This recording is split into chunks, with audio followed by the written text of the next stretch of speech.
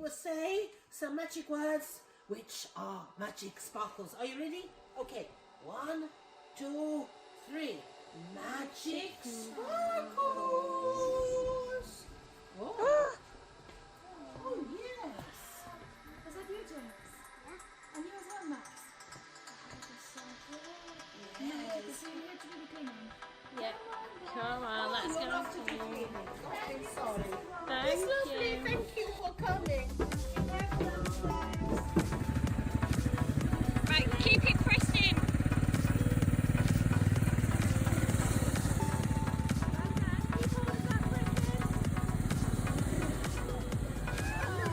Yeah. Go on then, we're gonna go. Give it a little push.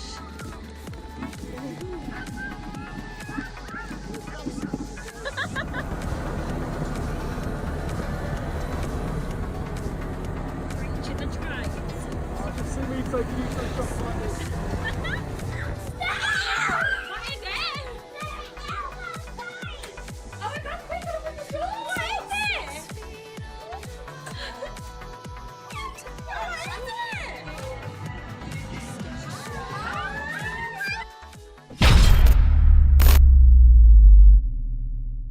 Hey everybody, I am Mike, and we're going to be talking about my trip to Luosto in Lapland in order to find Santa Claus that I did with my children this week. We are typically not a travel channel. This isn't something I do regularly, so for any new viewers, hello, but we're usually a gaming channel, so don't expect this kind of stuff to be popping up all the time, but welcome! Anyway, we do have a lot of parents in my audience. There's a vast audience with a lot of parents and new parents who are planning to do these things, so I think it's worthwhile talking about it. It is an expensive trip. I did the 4-day package, but we paid it off over a year and a half in order to do it. And I took 2 children, 4 and 6 at the age of my boys. That's when the magic was kind of perfect. Next year, maybe the older kid will not quite have the magic there, mainly down to other kids in school beginning to ask questions. So it seemed like the ideal time for us to go now, as my youngest son could appreciate it in the same way. I'm going to do this in 2 parts. One is the FAQ. If you don't want any big details, I can break it down for you in terms of the travel options and different packages they could do. And then I'll do some more detail about some of my disappointments, my highlights, that kind of things, and how to manage your expectations, which is going to be a big part of whether or not you enjoy this trip. So let's do the FAQ. Is the 1-day trip worth it, where you literally fly out, you go and do the Santa Claus, you do some activities, and then you fly home the very same day? Kind of. There's a couple of caveats to it. One, as the advantage of doing the 4-day trip that I did is we got to see what the 1-day trip guys get to do. And it's really not bad. There is a choice there, or well, it's not really your choice, that you will either do the reindeer sleigh ride or you'll do the husky dogs. Seems to me like there's a very, very high chance that that will be the reindeer and not the husky, which isn't that bad. The husky trip was the weakest of the activities we got to do, and somebody did get injured doing that. Again, pay attention to the end for a bit more detail on that.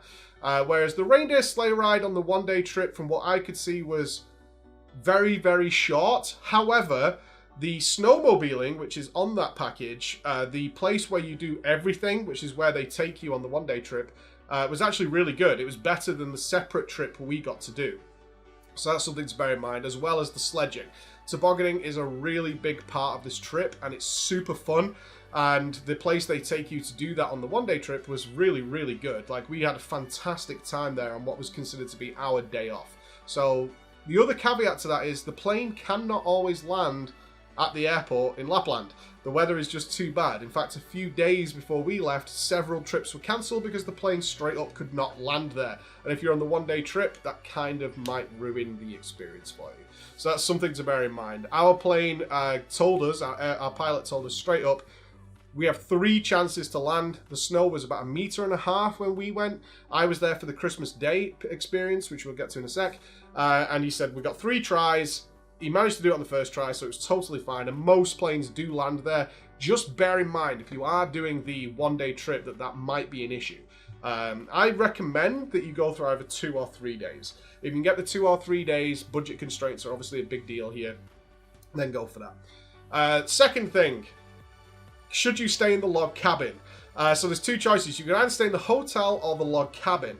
And I imagine, similar to what we thought, is that the log cabin would be the better experience. Because when you picture going to these environments, you do think about being in a log cabin. It kind of all fits in. Now, the log cabins are one room. That's all you get. So it has a bedroom and the kitchenette and all that in just one big log space. Now, the problem isn't actually the log cabins. Log cabins seem fine for everybody we spoke to who did stay in a log cabin. The issue was they're separated away from where you will be meeting for dinner, where you'll be picked up by coaches, all that stuff by a fair distance. We're talking maybe, depending on how far away your log cabin ends up being, like a 20-minute walk. One of the families we spoke to actually had done a whole family trip, so they had some grandparents with them, not frail grandparents by any means, yet it was just too much for them.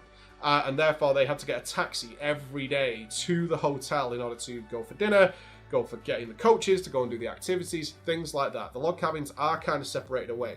The other disadvantage is, of course, you lose the hotel amenities, which is bars, gym, swimming pool, which was so vital, actually. One of the best things that we did while we were there, after you've done a day of walking up and down hills with sledges and snowmobiling and all that kind of stuff, is going for a swim. It's nice and warm, very relaxing, stretch yourself out, get ready for the next day. It was really nice. And if you're in the log cabin, that's going to be another trek to get there. So I don't personally recommend staying in the log cabin. I didn't do it myself. We thought about it, then decided against it after reading feedback from people saying, this is just not that fun. This is really sucking, having to walk and get all the snow gear on just to go for lunch, and then taking it back off, and then putting the snow gear on to go and get the bus and all that kind of stuff.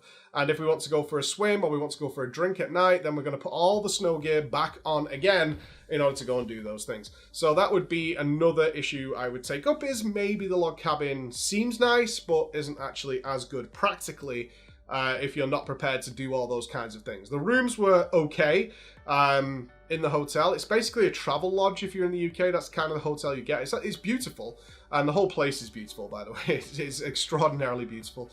But the amenities were definitely something you enjoyed after a day out in the cold, is just being able to go downstairs, grab your dinner, maybe then just jump in for a swim without the hassle of putting all the big snow gear on and all that kind of stuff. Oh, the other big question then, do you need to be there Christmas Day? Do you need to be there Christmas Day? No, absolutely not. In fact, we all agreed, for everybody we spoke to on the trip, it does not feel like Christmas Day on Christmas Day there. You can happily go. I would have preferred to have gone before, a week or so before, because if you have a nice traditional Christmas Day at home, like that's what you're used to, or you do something else for Christmas Day with family or whatever, Christmas Day there does not feel like Christmas Day. It's just another day of doing tours and activities.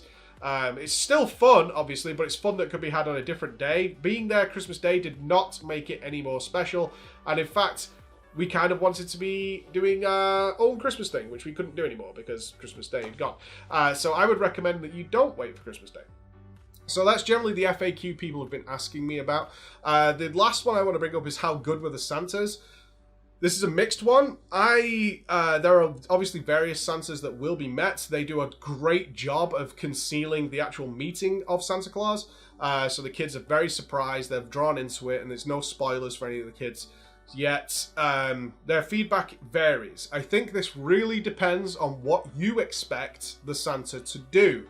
And if the Santa doesn't do what you expect them to do, then maybe you're going to be a little disappointed. What I could say is I really enjoyed our Santa Claus. I loved him. I thought he was really good. He was sat in a wonderful room, had some slippers on like an older man, and had his Santa outfit on, had a real beard, the whole thing, and the kids thoroughly enjoyed it. The kids do not sit on the Santa's knee, which some people gave feedback on our Santa saying they really disliked the same Santa Claus that we met. So your mileage is going to vary. It's as simple as that. It comes down to what do you expect the Santa Claus to do. What he did do, so maybe you can manage that expectation, is he read the letters that came from the kids, so he knew the kids' names, he knew some history, he knew the names of the dogs, the schools they go to. They knew all this information that the kids definitely bought into as Santa knows everything. So from that aspect, and he obviously gives presents that you have provided, the way they do it is they take the presents a couple of days before you meet Santa, or if you're on the one-day trip, they'll take them in the morning, and they move them to where Santa is, and then Santa gives them presents that they want. Now, obviously, a big part of this is not to take too many presents, generally one present, and keep it within a certain budget. So I think for us it was $15 was the budget they had set for the gifts to give out. This is purely so that some kid doesn't come out with loads of presents worth a ridiculous amount of money. There are obviously a lot of very wealthy people on these trips. They're very easy to spot. We're not, so it was very easy for us to see. So that what they don't want is that kid coming out with a million presents and then being like, I got everything off Santa Claus, and the other kid got, like, you know, a selection box or whatever. So they don't want that to happen, so they try to set a budget. I will say people obviously go out of that budget, but not in a mean-spirited way. If they have something small that the kid really, really wants, like a video game or something like that, then the kid's got that. But they're not going to be able to play with that in front of the other kids, really, so it wasn't a big deal. So I'll keep it to you guys to understand how that works. Let's get into some details then about my trip and all the things. The setup. The setup is so crucial. The setup is so crucial that I think it's worth mentioning, because I think what my wife decided, my wife runs all these things while I'm working in the background. She got a local birthday entertainer who was doing some Christmas visits. They dressed as an elf and Santa Claus for, I think it was about £20, came to the house to deliver the tickets the night before we went away. So we kept it completely secret until the night before. We were flying out in the morning, and then the elf and Santa arrived with tickets. What is it? Oh my god, quick, open the door! What is it?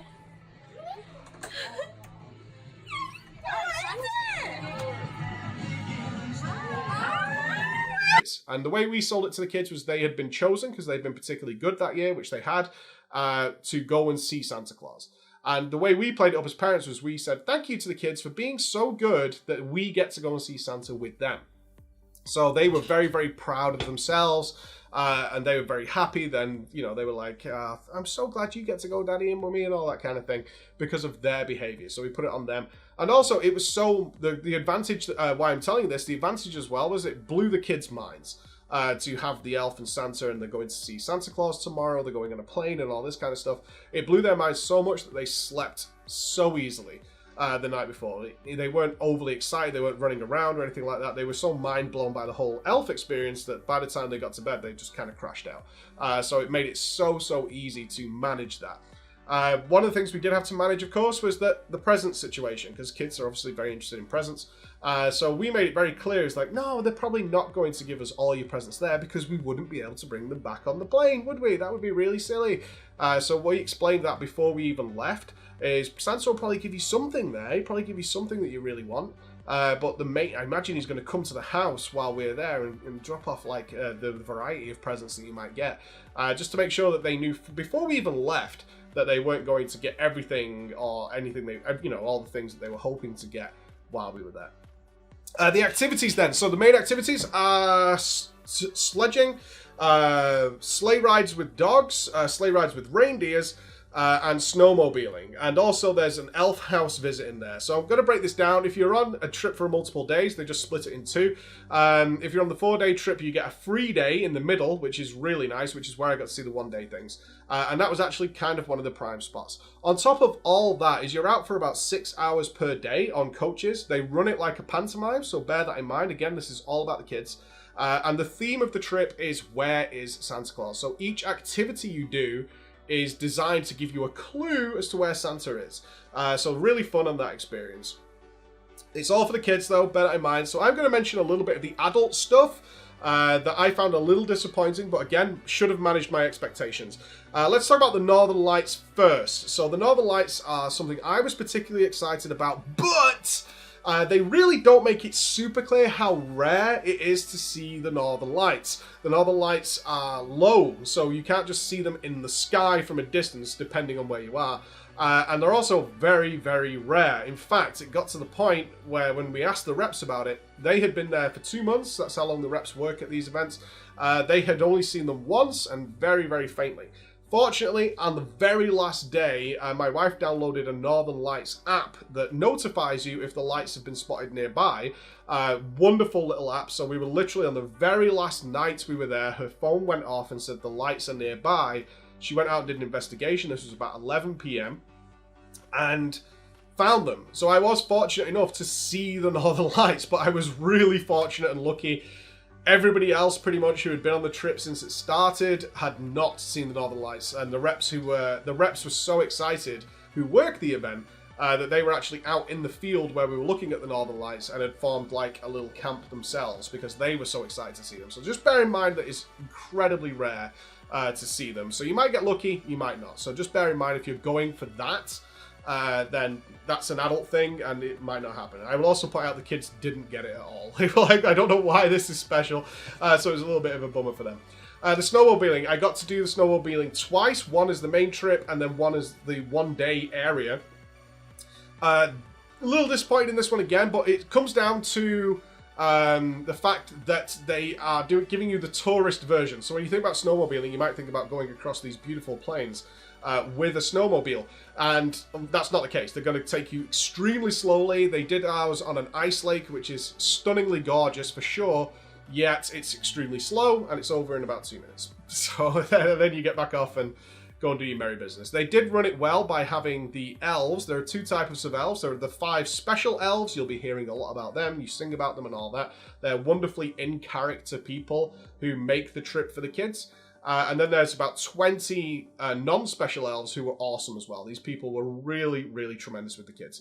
And they looked after the kids so the parents could go on the big snowmobiles and did a snowman building competition. Really wonderful. Go on the snowmobiles, couple of minutes, back off. I will say on that trip, some of the parents were like, just went and got back on the coach and waited for it to be over, because that was the nature of the beast. The same with the kiddie snowmobiles. It's kind of one go each, although you can definitely queue back up and go on it. All I'm saying is it's really fun. Had a blast with it. I did enjoy doing it. I had fun though because I was with my wife, more than the actual thing itself. They're like, if it had gone on probably 5 minutes longer, I would have been a little bored just because it's kind of really slow. But other than that, it's fun. But I will say this, is the throttle that you use, and I'm just pre-warning you now if you go on this trip, is very, very sensitive and they want you to go slow. Some people, especially the dads, unfortunately, were like, I'm a hero. 3 people got taken to hospital that week, I think, because they're not toys. So they go a little bit crazy, which is exactly why you get the slow ones. But the second time we got to go snowmobiling, which was the one-day trip area, where they have all these, because most of the activities are separated out. You'll take the coach between like snowmobiling, and then you'll take the trip to the reindeers, things like that. On the one-day trip, they're all in one place, just one little area. The snowmobiling we did there was considerably better. It's just the way it went.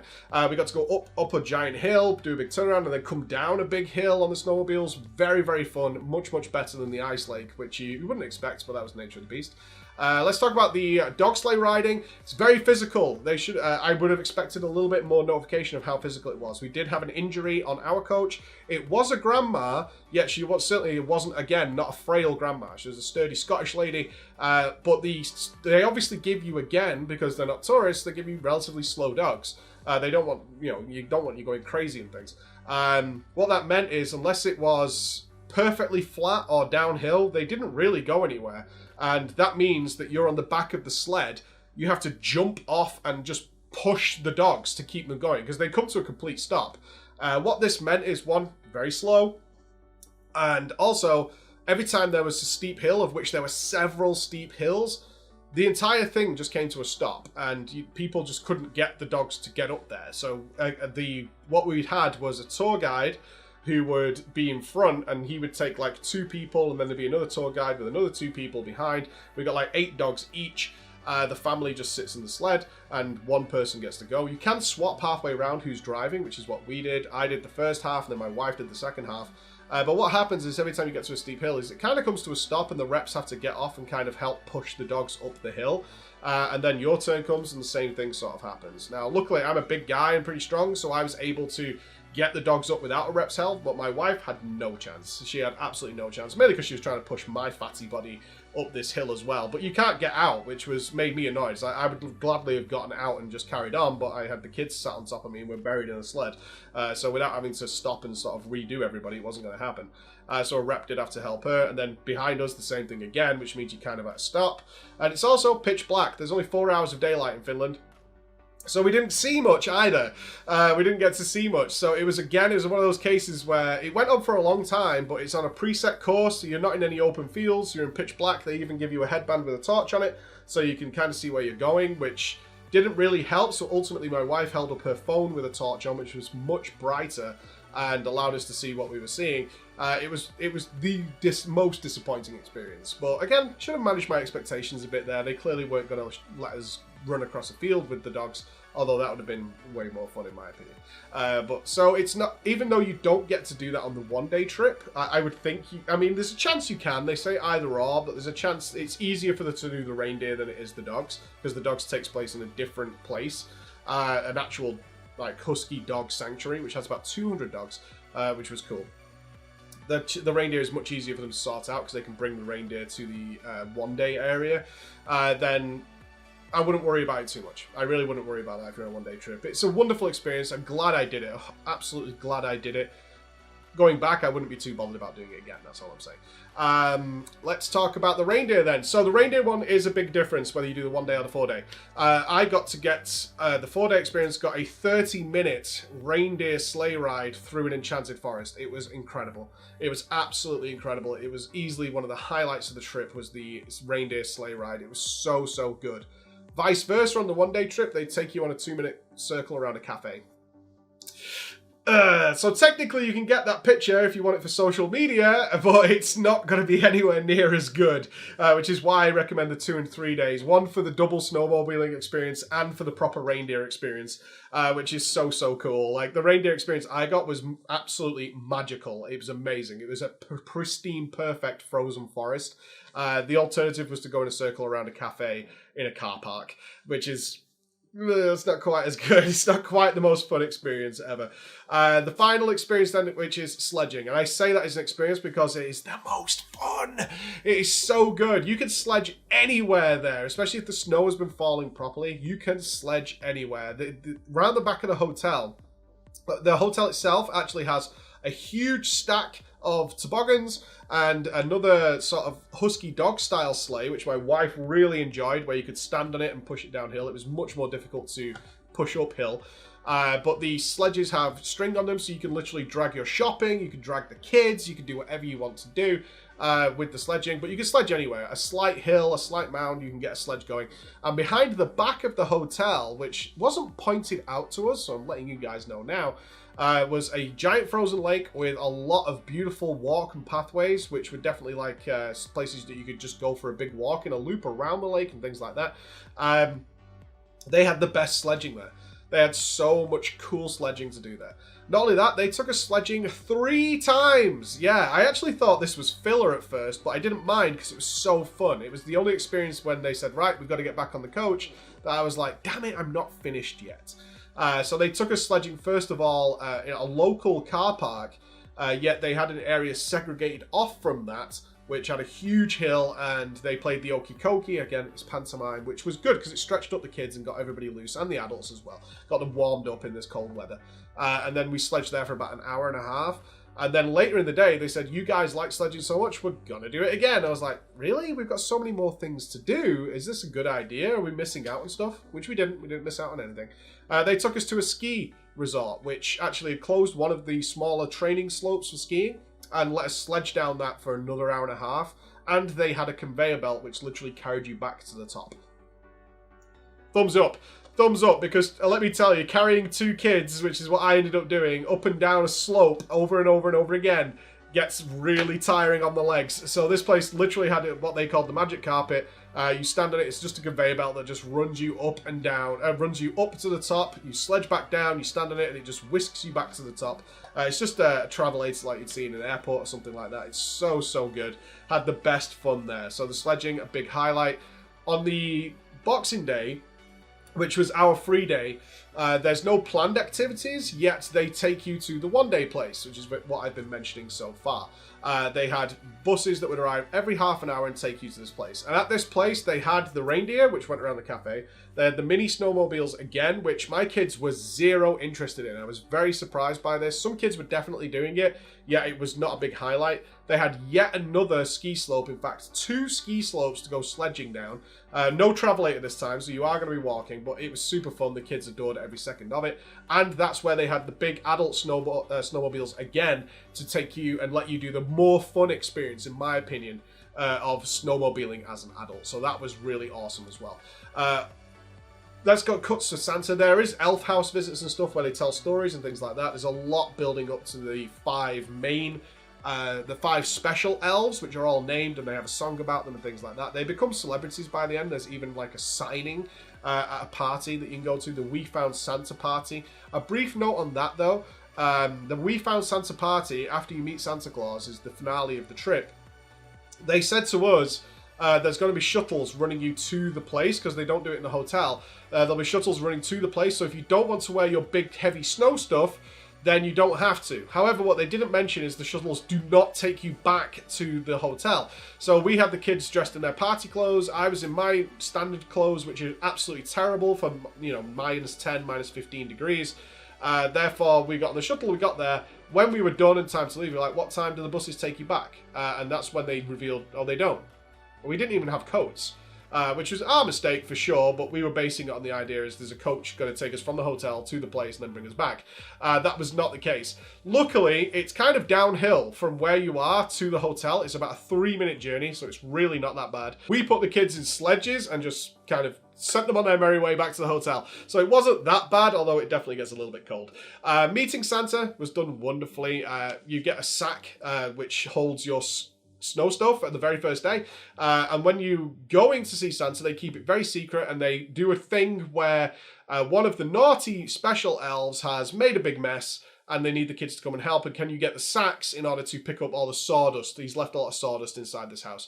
They take you on yet another wonderful snowmobile ride. This one is done by the instructor and you're sat in a sleigh. It's so cool. A proper snowmobile, which is much, much faster and takes you on a nice big tour. Then it takes you to a house in the middle of nowhere. Like, it was really well situated. It looked like it was completely just set off from the entire world. Somewhere where Santa would live. Like, no one could find it.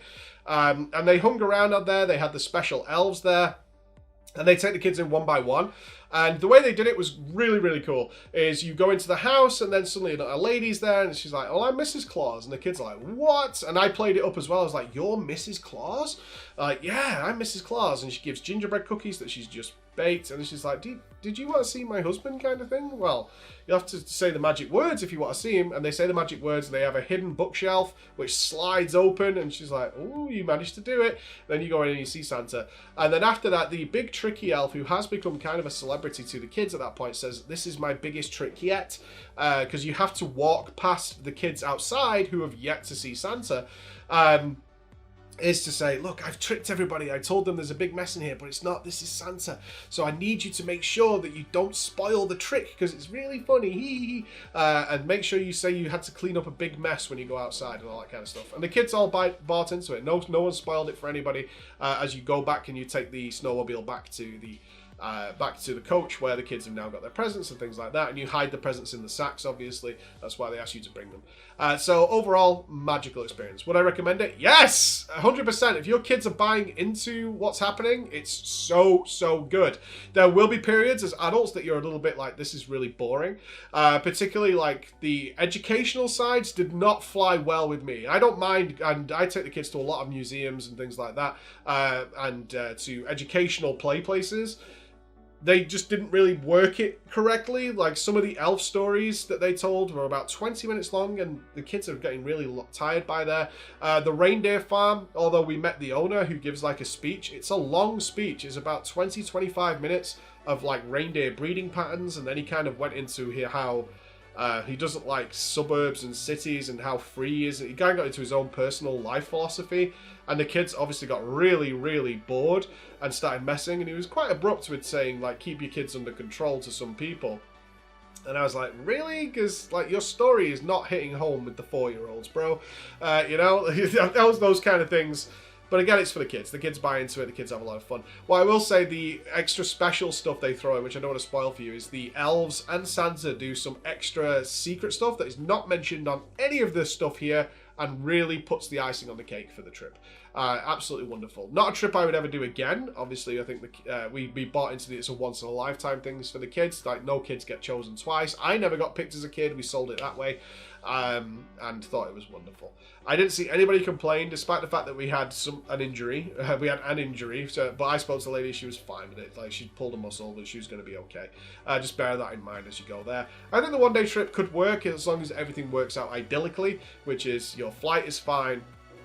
As I said, you go to this kind of area where they have all the activities in one place, this little ski lodge. It's fine. Besides the reindeer, it's absolutely fine. And if you do get to do the dogs, if they manage to bring some of the dogs there, I imagine that would be quite tame too. But the snowmobiling was better there. The sledging was just as good there as it was anywhere else. And those things are fine. So the one-day trip isn't that bad at all. I would bear in mind the log cabin. I would also point out the food is awful. The food is really, really bad. Several families brought their own food because they had read how bad the food was, and they were right. They brought their own breakfast for every single day. They brought their own lunches and their own dinners. What I will say is there are restaurants and little bars locally, yet they were described to us on the coach as being like a kebab house. Especially the closest one to the hotel. They're like, oh, it's kind of like a little kebab house. No.